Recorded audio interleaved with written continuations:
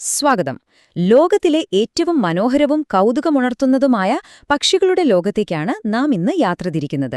തത്തകൾ എന്ന് കേൾക്കുമ്പോൾ തന്നെ എന്താണ് ആദ്യം ഓർമ്മ വരിക? അവരുടെ ആ വർണ്ണഭംഗി, അല്ലെങ്കിൽ മനുഷ്യരുടെ ശബ്ദം അനുകരിക്കാനുള്ള ആ ഒരു കഴിവ്, അല്ലേ? എന്നാൽ സത്യം പറയാലോ, നമ്മൾ കാണുന്നതിനേക്കാൾ എത്രയോ അപ്പുറത്താണ് അവരുടെ യഥാർത്ഥ ലോകം.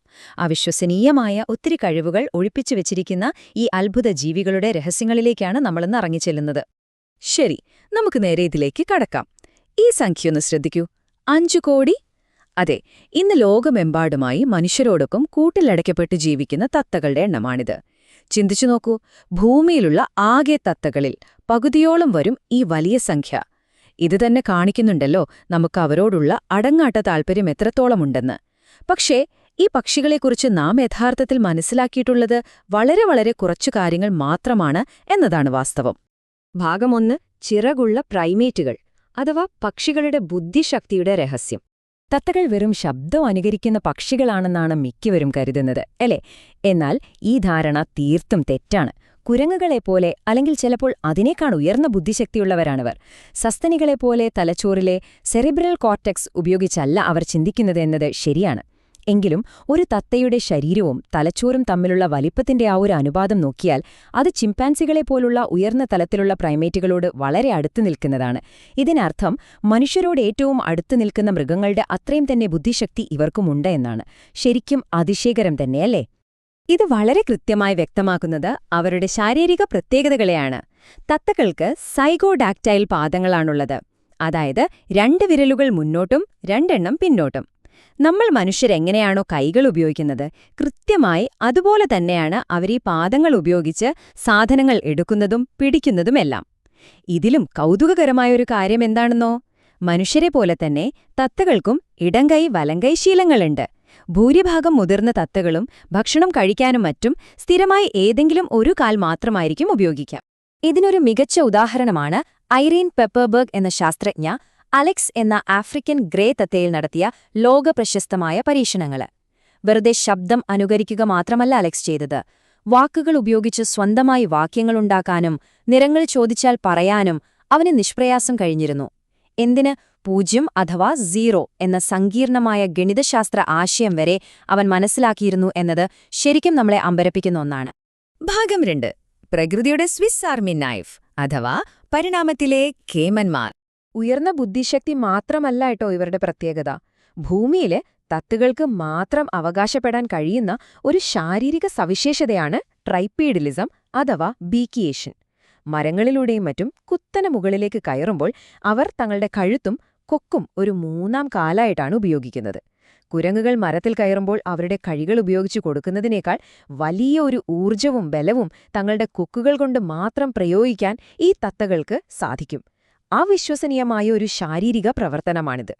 ഇപ്പോൾ ഇതിലെ ഏറ്റവും കൗതുകകരമായ കാര്യം എന്താണെന്നാൽ, ഒരു വലിയ മക്കാവോ തത്തയുടെ കൊക്കുകളുടെ കടിയുടെ ശക്തി എന്ന് പറയുന്നത് ഒരു സ്ക്വയർ ഇഞ്ചിന് 500 പൗണ്ട് എന്നതാണ്. ഒന്നാലോചിച്ചു നോക്കൂ, ഒരു വലിയ വേട്ടനായയുടെ താടിയെല്ലിന് തുല്യമായ ശക്തിയാണ് ഈ മനോഹരമായ പക്ഷിയുടെ കൊക്കുകൾക്കുള്ളത്. ഏറ്റവും കട്ടിയുള്ള വിത്തുകളും കായ്കളും നിഷ്പ്രയാസം പൊട്ടിച്ചെടുക്കാൻ ഈ അസാമാന്യമായ കരുത്ത് അവരെ സഹായിക്കും. ഇനി ഇവരുടെ കാഴ്ചശക്തിയുടെ കാര്യമെടുത്താലോ? അതും നമ്മുടേതിനേക്കാൾ മുകളിലാണ്. മനുഷ്യർക്ക് കാണാൻ കഴിയാത്ത അൾട്രാ വയലറ്റ് വെളിച്ചം വരെ കാണാൻ തത്തകൾക്ക് കഴിയും.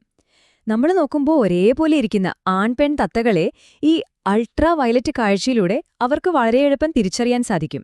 അവരുടെ തൂവലുകളിൽ ഒളിഞ്ഞിരിക്കുന്ന നമ്മൾ കാണാത്ത തിളക്കമുള്ളതും മനോഹരവുമായ വർണ്ണങ്ങൾ അവർക്ക് പരസ്പരം കാണാൻ ഇതിലൂടെ കഴിയുന്നുണ്ട്. ഭാഗം 3: ബുദ്ധിശക്തിയുടെ ഭാരം, കൂട്ടിലെ യാഥാർത്ഥ്യം. ഈ പറഞ്ഞ കാര്യങ്ങളൊക്കെ തീർച്ചയായും നമ്മെ വിസ്മയിപ്പിക്കുന്നുണ്ടാകാം. എന്നാൽ അവരുടെ ഈ ഉയർന്ന ബുദ്ധിശക്തി തന്നെയാണ് സത്യത്തിൽ അവരുടെ ഏറ്റവും വലിയ ശാപവും.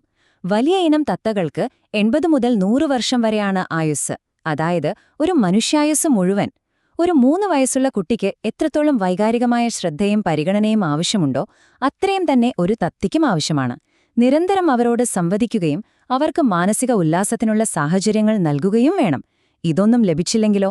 കടുത്ത മാനസിക സമ്മർദ്ദത്തിലേക്ക് പോകുന്ന ഈ പക്ഷികൾക്ക് ശരിക്കും ഭ്രാന്തി പിടിക്കുകയും സ്വന്തം തൂവലുകൾ കൊത്തിപ്പറിച്ച് സ്വയം മുറിവേൽപ്പിക്കുന്ന അവസ്ഥയിലേക്ക് വരെ അവരെത്തുകയും ചെയ്യും. അതുകൊണ്ടുതന്നെ ഇവരെ വീടുകളിൽ വളർത്തുക എന്നത് വളരെ ശ്രമകരമായ ഒരു കാര്യമാണ്. പലപ്പോഴും യഥാർത്ഥ ഉടമസ്ഥനേക്കാൾ കൂടുതൽ കാലം ഇവ ജീവിച്ചിരിക്കും.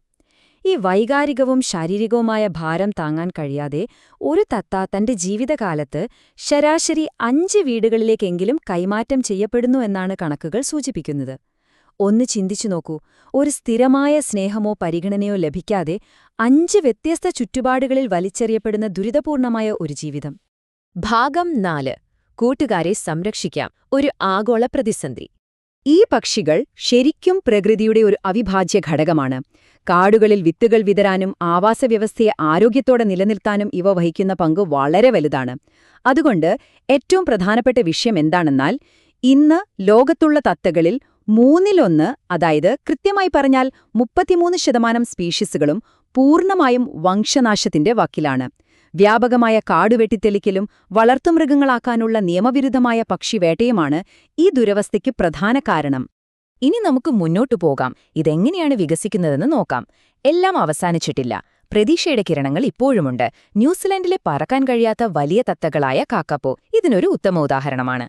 90കളിൽ വെറും 50 എണ്ണം മാത്രം ബാക്കിയുണ്ടായിരുന്ന ഇവയെ ലോകത്തിന്റെ പല ഭാഗത്തു നിന്നുമുള്ള ചിട്ടയായ സംരക്ഷണ പ്രവർത്തനങ്ങളിലൂടെ 2024-ൽ 247 എണ്ണമായി വർദ്ധിപ്പിക്കാൻ നമുക്ക് കഴിഞ്ഞു. തീവ്രമായി പരിശ്രമിച്ചാൽ നമ്മൾക്ക് ഈ സ്പീഷീസുകളെ തിരികെ കൊണ്ടുവരാൻ തീർച്ചയായും സാധിക്കും. അപ്പോൾ ഒടുവിലായി ഒരു വലിയ ചോദ്യം മാത്രം നമുക്ക് മുന്നിൽ ബാക്കിയാകുന്നു. അത്യന്തം ബുദ്ധിമാന്മാരായ, മനുഷ്യനെപ്പോലെ ചിന്തിക്കാൻ കഴിവുള്ള ഈ വർണ്ണപക്ഷികളെ നമ്മൾ ഇനിയും നമ്മുടെ സ്വാർത്ഥമായ വിനോദത്തിനു വേണ്ടി ഇരുമ്പുകൂടുകളിൽ അടയ്ക്കുമോ, അതോ അവർക്ക് അർഹതപ്പെട്ട ആ വലിയ ആകാശവും കാടും നൽകി നമ്മൾ അവരെ പ്രകൃതിയിൽ സ്വതന്ത്രരായി സംരക്ഷിക്കുമോ? ഈ തീരുമാനം നമ്മുടേതാണ്. ഈ അത്ഭുത ജീവികളോടുള്ള നിങ്ങളുടെ കാഴ്ചപ്പാട് ഇപ്പോൾ പൂർണ്ണമായും മാറിയിട്ടുണ്ടാകുമെന്ന് വിശ്വസിക്കുന്നു. വീണ്ടും കാണാം.